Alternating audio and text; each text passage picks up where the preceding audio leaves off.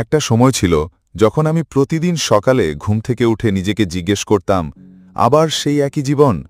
চারদিকে দৌড়ঝাঁপ, কাজের চাপ আর সময় নেই বলে চলতে চলতে আমি হারিয়ে ফেলেছিলাম নিজেকে।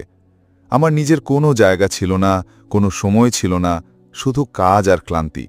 তারপর একদিন রাতে হঠাৎ করে মাথায় একটা চিন্তা আসলো, যদি আমি প্রতিদিন মাত্র একটা ছোট ভালো কাজ করি, তাহলে 1 বছর পর আমি কতটা বদলাতে পারি।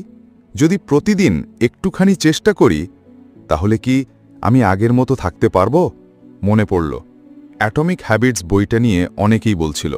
আমি পড়া শুরু করলাম।